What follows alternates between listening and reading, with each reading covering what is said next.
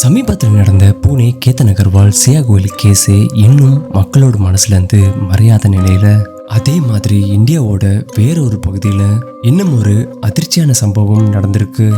கணவரை கொடூரமா கொலை செஞ்சுட்டு உயிருக்கு போராடிட்டு இருந்த தன்னுடைய மகன் பக்கத்திலேயே அமைதியா படுத்துக்கிட்டு மொபைல் பார்த்துட்டு இருந்த ஒரு பெண் டாக்டரோட வீடியோ வைரல் ஆகி இந்தியா முழுவதும் அதிர்வலைகளை ஏற்படுத்தியிருக்கு. உயிரை காப்பாற்ற வேண்டிய ஒரு டாக்டரு இப்படியும் செய்வாங்களான்னு பலரையும் யோசிக்க வச்ச சம்பவம் இது. இந்த கேஸ் மக்களோட மனசுல ஒரு விதமான பயத்தையும் பல விதமான கேள்விகளையும் எழுப்பியிருக்கு. இதை கேட்டு உங்களுக்கு ஏதோ சைக்கலாஜிக்கல் த்ரில்லர் இல்லைன்னா ஒரு திகில் நாவலோட கதை மாதிரி தோணலாம். ஆனா இது ரீசெண்டா நடந்த ஒரு உண்மை சம்பவம். கர்நாடக மாநிலம் தார்வாடில் நடந்த ஒரு கொடூரமான கொலை சம்பவத்தை பற்றி தான் இன்னைக்கு வீடியோவில் டீட்டெயிலாக பார்க்க போகிறோம். நீங்கள் பார்த்துட்டு இருக்கிறது ஜேபி டிகோட்ஸ். நான் உங்கள் ஜேபி. வாங்க இன்னைக்கான வீடியோக்குள்ளே போகலாம்.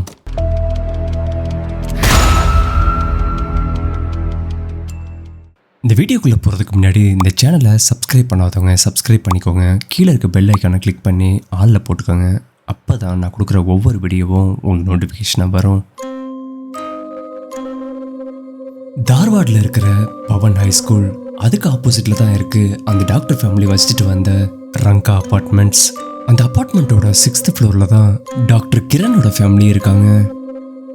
டாக்டர் கிரண் ஒன்னவர் அங்க இருக்கிற ஒரு பிரைவேட் ஹாஸ்பிட்டல்ல மயக்கமருந்து டாக்டரா இருக்காரு. அவரோட மனைவி பிரியங்கா கண் டாக்டரா இருக்காங்க. கணவன் மனைவி 2 பேருமே டாக்டர்ஸ் தான். இவங்களுக்கு 8 வயசுல நிகித்னு ஒரு பையன் இருக்கா. அந்த பையனுக்கு ஆட்டிசம் குறைபாடு இருக்கிறதா சொல்லப்படுது. வெளியிலேருந்து பார்க்குறவங்களுக்கு இது ஒரு நல்ல வேலை, நல்ல குடும்பம். கணவன் மனைவி 2 பேருமே டாக்டர்ஸாக இருக்கிறதுனால அவங்களுக்குள்ள நிறைய கருத்து வேறுபாடுகள் இருந்திருக்கு. ஜூலை 15, 2026 நாள், அதாவது புதன்கிழமை அன்னைக்கு டாக்டர் கிரனோட ஃப்ரெண்ட்ஸ் அப்புறம் ஃபேமிலி மெம்பர்ஸ்னு ஒவ்வொருவரா அவரோட மொபைலுக்கு கால் பண்ணுறாங்க. காலுக்கு அந்த பக்கம் கிரனோட மனைவி பிரியங்கா தான் ஃபோன் அட்டன் பண்ணுறாங்க. ஃபோன் அட்டன் பண்ண பிரியங்கா தன்னோட கணவர் தூங்கிட்டு இருக்காருன்னு யாரும் கால் பண்ணி டிஸ்டர்ப் பண்ண வேணான்னு சொல்லியிருக்காருன்னு ஃபோனை வச்சுட்டாங்க. கொஞ்ச நேரம் கழிச்சு எல்லாரும் திரும்பவும் ட்ரை பண்ணி பார்க்குறாங்க. அப்போ அட்டன் பண்ண பிரியங்கா அவர் ஹாஸ்பிட்டலில் இருக்காருன்னு சொல்லியிருக்காங்க.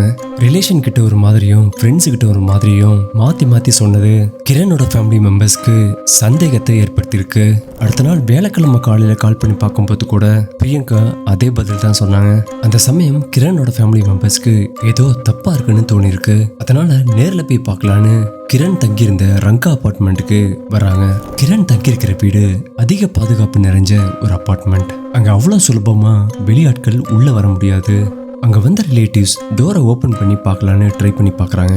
ஆனா யாராலையும் ஓபன் பண்ண முடியல. உடனே அவங்க பக்கத்து வீட்டுக்காரவங்கிட்ட விசாரிக்கிறாங்க. அவங்களும் நாங்க கிரணை பார்த்து 2 நாள் ஆச்சுன்னு சொல்லியிருக்காங்க. அவங்க ஒய்ஃப் பிரியங்கா கிட்ட கேட்டதுக்கு அவங்க வெளியூருக்கு போயிருக்காங்கன்னு சொல்லிட்டாங்க. எல்லோருக்கிட்டையும் பிரியங்கா மாத்தி மாத்தி சொன்னது கிரனோட ரிலேட்டிவ்ஸ்க்கு பயத்தை ஏற்படுத்தியிருக்கு.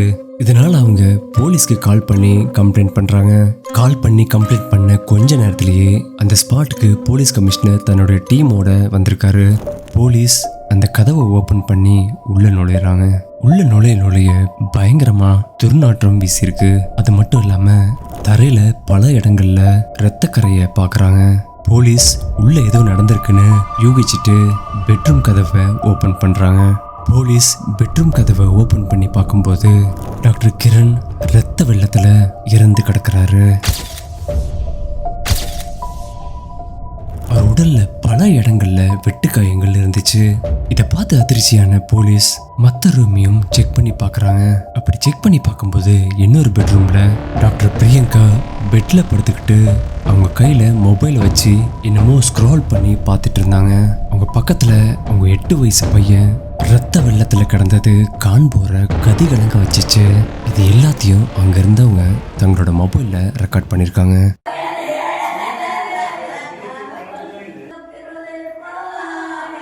அந்த சின்ன பையனோட உடம்புலையும் பல இடங்கள்ல கத்தி குத்தப்பட்டிருந்துருச்சு. எல்லோரும் உங்க பையன் இறந்துட்டான்னு நினைக்கும் போது கமிஷனர் என் சசிகுமார் அவர் மட்டும் ஒரு விஷயத்தை நோட் பண்றாரு. அந்த சின்ன பையன் மெதுவா மூச்சு விடுறது இவருக்கு தெரிய வருது. உடனே அந்த பையனை அங்கிருந்து தூக்கிட்டு வெளியே ஓடி வந்த கமிஷனர் உயிருக்கு போராடிட்டு இருந்த 8 வயசு சிறுவனை ஹாஸ்பிட்டலுக்கு அனுப்பி வைக்கிறாரு. இப்போ அந்த பையனுக்கு ட்ரீட்மெண்ட் போயிட்டு இருக்கு.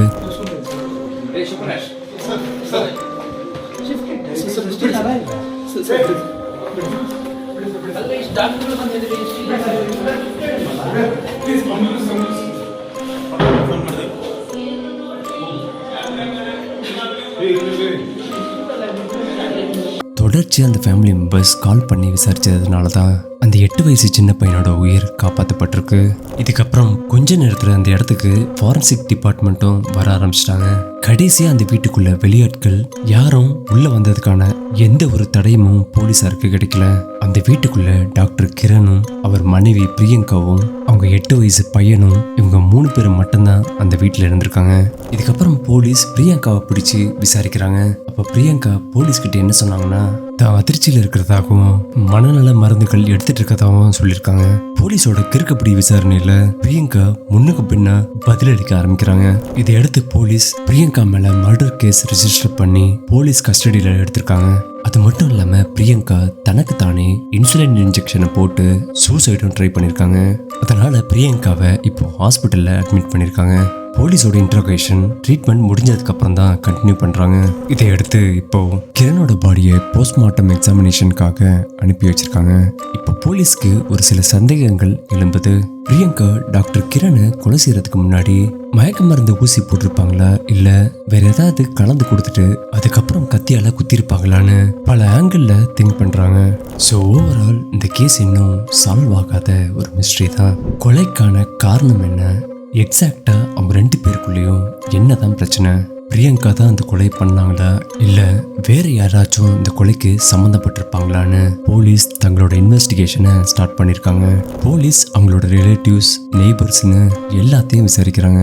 விசாரிக்கும் போது அவங்க தெரிஞ்சுக்கிட்ட விஷயம் என்னன்னா, டாக்டர் கிரண் மற்றும் பிரியங்கா இவங்க 2 பேருக்கு இடையே சில காலமா குடும்ப பிரச்சனை போயிட்டு இருந்திருக்கு. இந்த பிரச்சனை தான் இப்போ கொலைக்கு பின்னணியா இருக்கும்னு போலீஸ் சந்தேகிக்கிறாங்க. என்னதான் இன்வெஸ்டிகேஷன் ஒரு பக்கம் போனாலும் போஸ்ட்மார்ட்டம் ரிப்போர்ட், சிசிடிவி ஃபுட்டேஜ், அப்புறம் ஃபாரன்சிக் ரிப்போர்ட்டை வச்சு தான் ஃபைனலாக ஒரு ஜட்ஜ்மெண்ட்டுக்கு வர முடியும். இதுக்கு மேலே அந்த உயிர் பிழைச்ச சிறுவனோட வாக்குமூலம் தான் இந்த வழக்கோட முழு உண்மையை வெளிக்கொண்டு வரப்போகுது.